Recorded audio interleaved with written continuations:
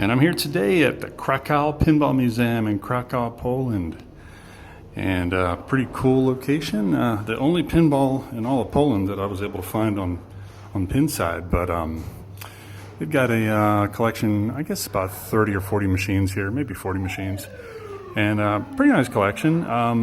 Again, it's the only pinball I was able to find in all of Poland. So if you ever come to Krakow, they do have some pretty cool machines. They got a Cactus Canyon here. You know, they don't come up very often. There's only about 900 of those made. So there's Medieval Madness. And today's a Tuesday. It's kind of in the afternoon. It's a really nice day outside. So the arcade here is not, there's nobody here. It's just my wife and I actually right now. So we got the whole place to ourselves. It's kind of cool. We can actually hear some of the call outs in some of these games that we played before, but maybe never heard all the audio call outs. Medieval Madness is one of them. As many times as I've played this game, it seems that it's always in a really crowded, busy arcade. Anyway, they got a Monster Bash here. It looks really good. This is a game that maybe I wouldn't mind picking up someday. Actually, all three of these games fall into that category, but let's see, they got an Attack from Mars. And the machines look in pretty good shape. Some of the playfields are a little worn and need a little bit of maintenance, but overall I've seen a lot worse. Got a Addams Family here,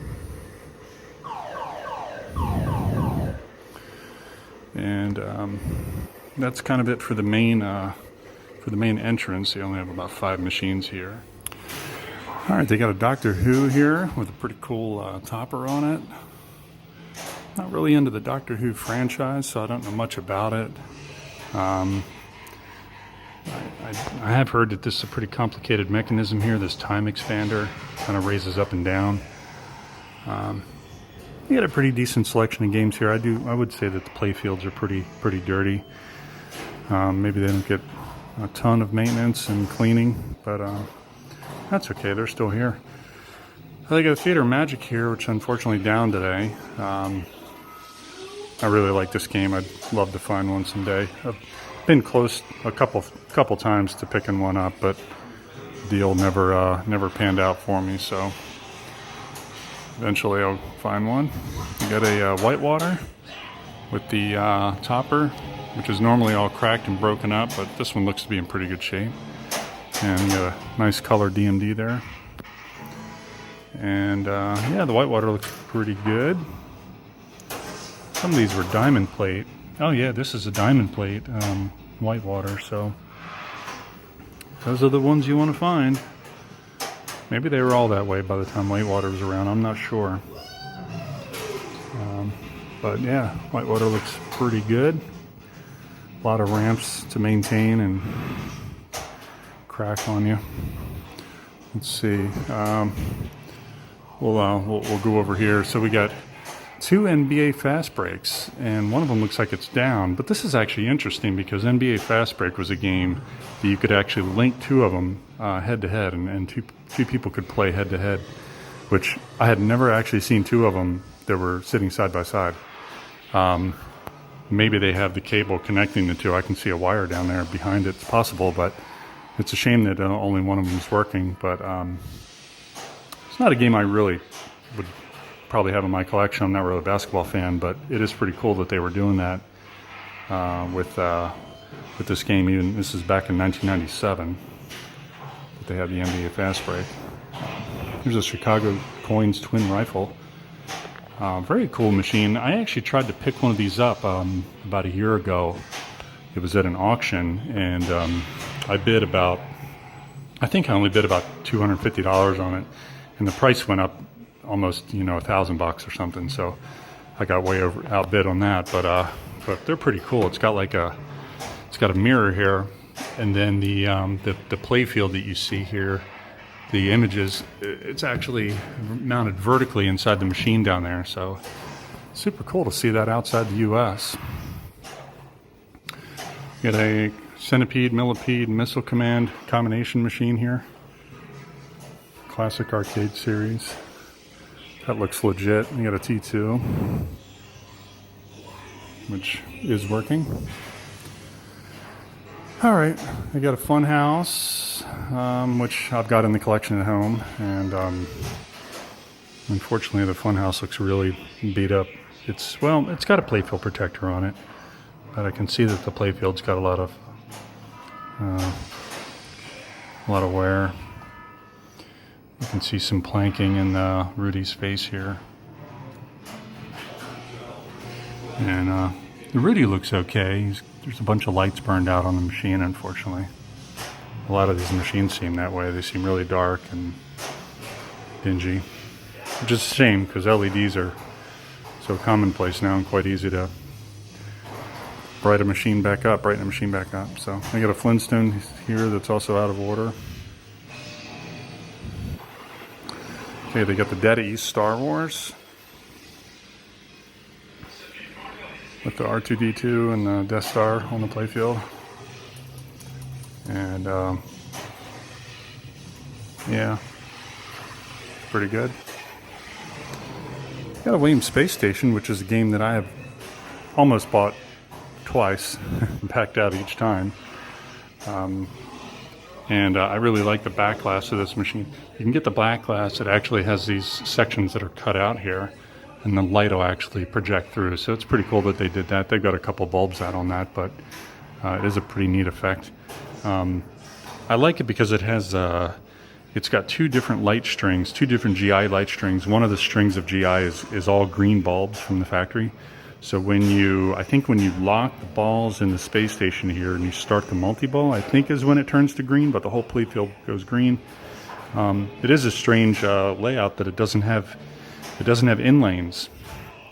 Normally you'd have another guide here that would come down and your slingshots would be further out this way towards the center. But yeah, is this a Steve Ritchie design? Maybe Steve Ritchie did Space Station? Not sure. Let's see, is it on the playfield? No, Barry Osler. Man, sorry about that. Barry Osler. Okay. Barry Osler designed that game. Next to Space Station, we've got Williams Bad Cats, which is a Python Angelo machine, Python Angelo design and artwork. It's kind of crazy artwork here. A lot of stuff going on in the art that Python did. I think actually like Comet and Hurricane and Cyclone and Pinbot. I mean, a lot of those Python games, the artwork was really wild and out there, and you could spend probably half an hour looking at all the art and find all kinds of little hidden things here and there. I've never actually played this machine. I've only ever seen it a couple times. It's always been broken, so I am going to play this one get a couple games in on it. It says Playfield by Barry Osler, so I don't see Python's name. Oh, here it is. Yeah, Cats, Dogs, Bees, and Birds by the Pinball Python. So. Yeah, but pretty wild game. You got a Rocky and Bullwinkle set up on little tiny legs for kids. That's pretty cool. It's a good idea for a game like that. Data East machine. It's got like some type of animation that's in the back glass. I guess I never paid attention to that enough to see what actually is back there. I'll have to try to play that a couple times. And he's got a little topper up here. So, as we continue through, he's got a Star Wars Episode 1, which was the lesser desirable of the two Pinball 2000 machines. And here we got a couple of newer machines. We got a Marvel Spider-Man, which by Stern, Guardians of the Galaxy. Those are all within the past couple of years. And then got a Stern Star Trek here as well. So. Okay, quite a few pins going on here. So, down the line here, we got a Bonsai Run, which is a machine that I just added to my collection about 2-3 months ago. And yeah, it's got some playfield wear for sure, but you know, they do have a Bonsai Run here in Poland. So very cool machine. I really love mine. It's great to add to the collection. They got a World Cup Soccer, which is a machine that a good friend of mine has in his collection. I kind of got him into pinball, and he's got a Radical and he's got a World Cup Soccer. Those are two machines that he has, and they really like it, him and his family. And this one looks in pretty good shape. I think this might also be a diamond plate. Not sure. Either that or it has a playfield protector on it. But the playfield looks really good. So he's got a Tommy Daddy East game, which is super cool because it has, like, down here on the playfield. If you think of the song Pinball Wizard, that's what this game is about. Well, I guess it's about a lot of music from The Who, but in the song Pinball Wizard, it talks about the guy was blind and he was still able to play pinball. And there's a point in the game where there's actually a shield that comes out here and covers up the flippers, and you can't see the flippers anymore, and you still have to play the machine. So it's pretty cool. I have to try to get to that mode today. I got to get through here. He's got a lot of machines. Got a taxi here, Williams Taxi. It's a pretty iconic machine. I think that might also be a Python Angelo. Yeah, it's a Python Angelo, Mark Ritchie, just Steve Ritchie's brother, design there. You got Lethal Weapon 3. Got a Williams Whirlwind, which is a game I definitely want to add to my collection at some point. Been close a couple times on buying one, and always falling through, unfortunately. Got a Williams Cyclone, which is one of the 3 circus/carnival pinball machines, and this one has the Nancy Reagan and Ronald Reagan on the translate there. Pretty cool. Nancy Reagan, Say No to Drugs. It's a campaign in the United States at the time. This is Williams Swords of Fury. Don't know much about this machine. Never played it very much. It's got an upper playfield here. Kind of looks reminiscent of Pinbot. And yeah, not sure who did the design on this one. The design, Steve. Yeah, can't read the writing there. Steve Kirk. Sorry, it's Steve Kirk. Steve Kirk game. Yeah, right next to Swords of Fury is a game that's near and dear to my heart, Bally Radical. Again, it was a game that got my friend into pinball. We went and picked him one up and rebuilt it. Well, I had to do a lot of repairs to it, I should say. And then I ended up finding one myself in Berlin about a year and a half ago. And so I now also own a Radical. And there were only like 1,300 of these made. So to see one of these sitting out here, it's pretty killer. And the playfield looks pretty good. I mean, it's dirty, but there's no wear on the inserts. That's normally the first thing you kind of see is these inserts get all the text worn off of them. And I don't see that this is a diamond plate playfield. So it's in pretty good shape. That Radical is. Side art looks good. Yeah, good deal. You got a Black Knight 2000, which is in the second of the Black Knight series. And they have the original Black Knight and then Black Knight Sword of Rage. I think the original Black Knight might have been the first dual level playfield with an upper playfield like that. So that's pretty cool. All right, so moving along, he's got a Williams Space Shuttle here, which is, I think this is Steve Ritchie. Not a game I really went after. Williams Getaway, which is the sequel to High Speed. Of course, High Speed's a game that got me into pinball and first game I ever bought and rebuilt. Revenge from Mars. It's the Pinball 2000 machine. And we got a couple more over here. It's got a Gottlieb Class of 1812, which is a really quirky machine. I thought I was a weird Gottlieb collector, and this one is super weird. But I got to definitely give this a shot. Got an Elvira and the Party Monsters.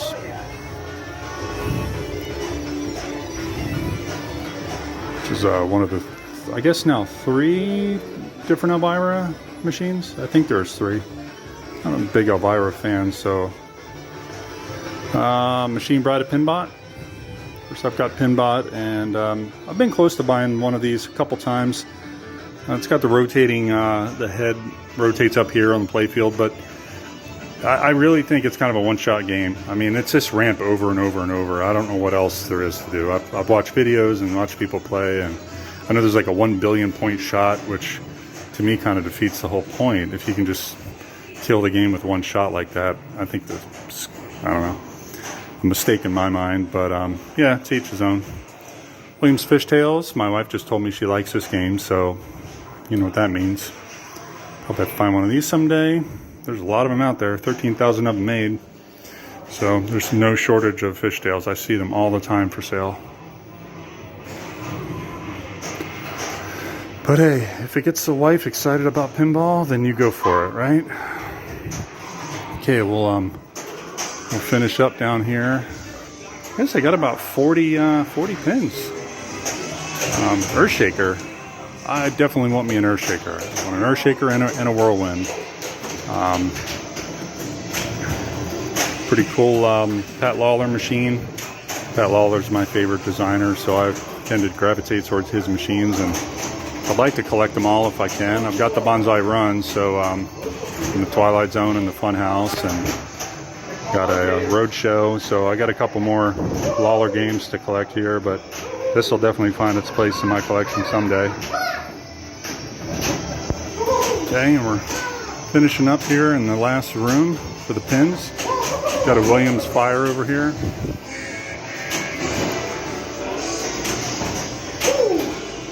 And a Demo Man.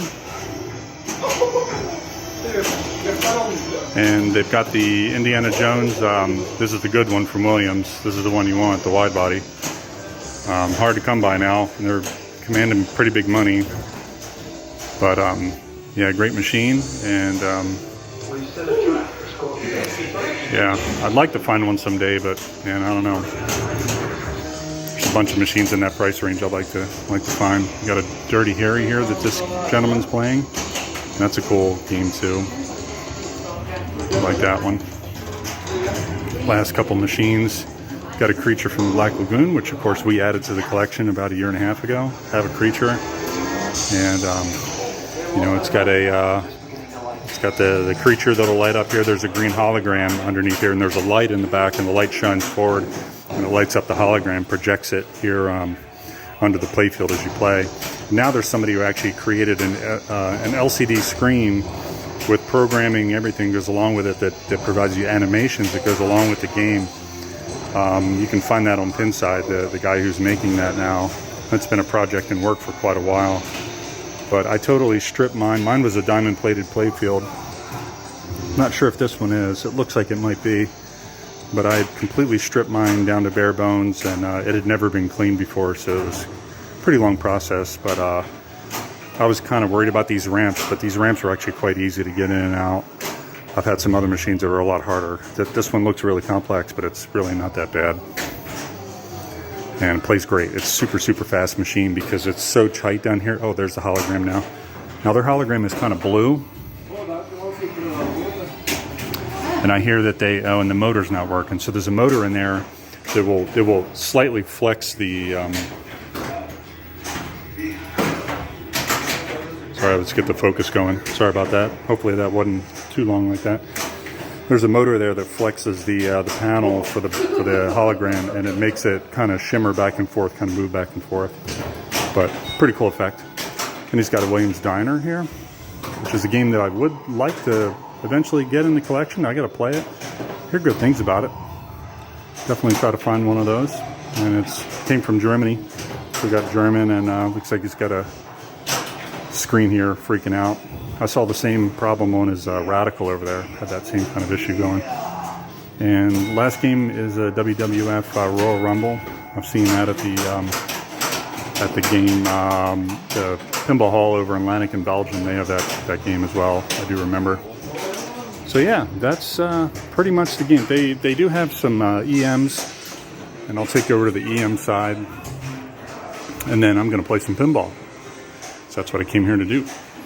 All right, we'll check out the EMs here. And they've got probably about 10 or 12 EMs. Nitro Shaker from Bally, Bobby Orr Power Play, Gottlieb Sinbad. It's pretty cool looking machine. This one I'd really like to find someday. Gottlieb Countdown, and I believe they made an EM version of this, and then a solid state version. This is obviously the solid state version. So, judging by the displays, it must have been somewhere around the same year as when, like, maybe this was right before Haunted House and Black Hole, because my Black Holes has the same type of displays. Actually, well, the same displays you see here in the Sinbad as well. I don't see a year on this machine, but I think it's a pretty killer back glass with the girl outside the spacecraft there. Williams Cosmic Gunfight. Don't know much about this one. And we're almost finished here. We got a Williams Jolly Roger EM, which is pretty cool that they actually cut it open on the side and put a piece of plexiglass here, so you can actually watch all the relays and the mechanisms as the game's being played. Which on an EM, that's super cool, because you for sure miss out on a lot of that. You don't even realize all that stuff's happening in there. So that's probably pretty neat for kids to be able to sit there and watch. There's a pretty sad Pinbot playfield back there. I think see some better days there. Whew. But amazingly, the ramp is not broken. This ramp always breaks, and as bad as that playfield, the shape that playfield's in, that ramp is not broken. That's pretty crazy. Okay, you got a Bally Amigo here. I see these come up from time to time in Europe for maybe 600 or 700 euros, about $800. Bally Bow and Arrow. Gottlieb's Royal Flush, which is an EM that I would like to get. If I got an EM, when I get an EM, that's probably the one I'm going to go for. And what's this? Bally Circus. Zechariah. That's a Zechariah. Only Zechariah I've seen here. Zechariah Circus. And then a Bally Wizard. So this is the first machine, and then I guess the Tommy over there is the sequel to it. All centered around the music of The Who.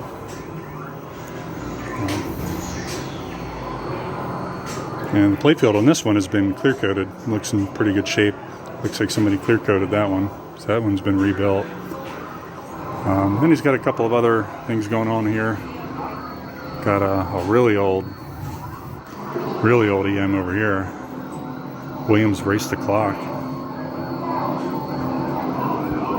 And then a couple more vids. So, yeah, that's pretty much it. So, come check it out. It's in Krakow, Poland. Take it easy.